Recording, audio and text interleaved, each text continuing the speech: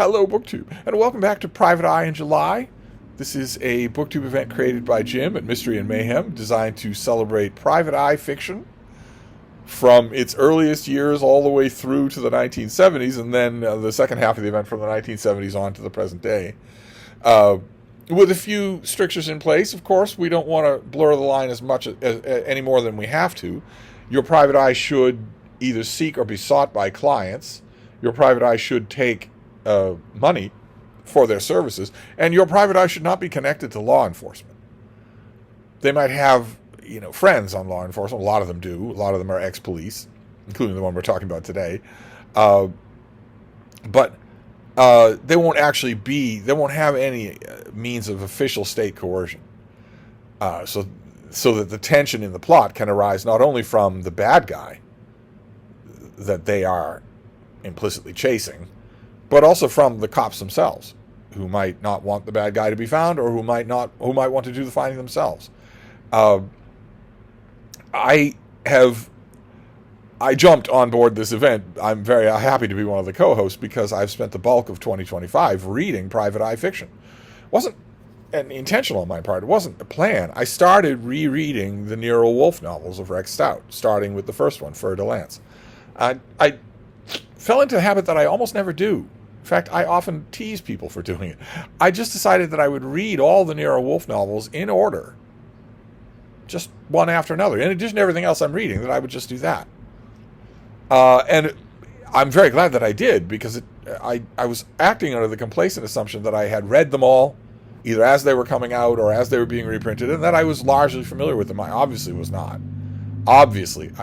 Years ago on this channel, I made an offhand comment to the effect that Nero Wolfe is an atypical private eye because he obviously doesn't care about money. And a number of you left comments saying, well, I don't know how long it's been since you read a Nero Wolfe novel, but that's obviously not true. He's always talking about his bank balance. He is motivated by money. That was rough on the old ego, but that was completely right. I was just wrong about that. I was remembering, I guess, a couple of times when Nero Wolfe has very ostentatiously not cared about money. Maybe because those stories appealed to me more. But he is definitely in it for the money. And not only that, but in addition to that corrective, it also turned out that there are plenty of these novels that I hadn't read at all. Had no memory of them whatsoever. Were not in any reading journals. So that was wonderful. That was absolutely wonderful, and that gave me a yen to read other private eye fiction. Nero Wolfe is a pretty atypical private eye. He employs a typical private eye, Archie Goodwin, but he is himself not typical at all. So I moved on from there to Lou Archer by Ross MacDonald, and those are far more typical private eye stories. Still really, really good, really, really smart. And I moved on from there to the Mike Hammer novels of Mickey Spillane, which are neither smart nor, I've come to realize from rereading them, good. They're sordid and dumb. They might be entertaining in a page-turning kind of way, but they very much belong in Garb August, not in Private Eye July, as far as I'm concerned. They were a radically bad alternative to Lou Archer and Nero Wolfe. Radically bad. But that got me thinking, especially with this event. It got me thinking, well, what other Private Eye series have I read, and which ones should I maybe revisit? I mean, I got a lot out of revisiting Nero Wolfe. Not only did I refresh myself as to what this character in this media was like, but I also read a lot of the novels for the first time, when I was, again, complacently under the assumption that I had read them all. Maybe I did, and they just faded from my mind. I don't know. Some of them were a long, long time ago. But for Private Eye in July, I came up with another Private Eye that I reread the first book last night for the first time in 40 years. For the first time. It came out in 1984, and I read it then. I thought it was really, really good. I quite liked it, and really thought no more about it. I've read, this time I'm not fooling myself, this time I have not read every book in the series, but I've read quite a few of them. And it's John Francis Cuddy is the name of the detective. These are by Jeremiah Healy.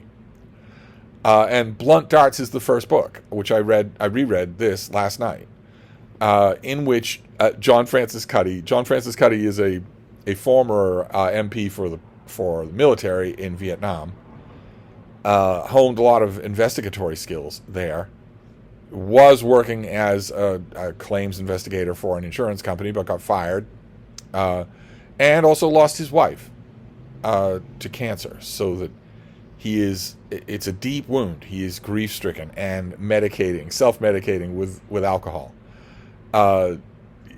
Cuddy is smart, sensitive, tough. He grew up in the hard scrabble streets of South Boston. And he decides to put out his shingle as a private eye and takes a case. He's alerted by a teacher. He is hired by a grandmother, both concerned about a young man named Stephen Kinnington, a teenager named Stephen Kinnington, who has gone missing. And it seems pretty obvious pretty soon that he's gone missing voluntarily, that he's made himself missing. He's the grandson of the son of a prominent judge, who doesn't seem to want him found.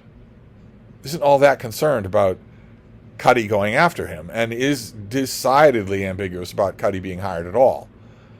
And the judge has a Man Mountain figure in his employ, whose sole purpose is to squash opposition to the judge's will. An enforcer. He has an enforcer, basically. The enforcer will be the physical obstacle to Cuddy in the course of this book. There are other obstacles. There are all sorts of twists and turns in this book, far more than I remembered. I remembered the twist at the end. There's a twist at the end of the book. Most of the time, twists at the ends of books are unsatisfying for me. Most of the time they are, because most of the time they are telegraphed far more easily than their author thinks, or they aren't as clever as the author thinks they are, or they don't make any sense. Jerry Healy, that's not true. He was a longtime Boston trial lawyer, thought really hard, paid a lot of attention to his plots, and knew what his goal was, which was to entertain his readers. And this book just doesn't let up. It is, if anything, it's faster paced and better constructed than I remembered. And I think one of the reasons why I forgot that it was well constructed is because a lot of the later Cuddy novels are better constructed. As good as this thing is, I loved it. Reading it last night, I loved it. I just read it in one gigantic gulp. And even though I was loving it, I was remembering later books in the series that I have read, again, years ago, and remember being just better. More polished, more secure, less gimmicky.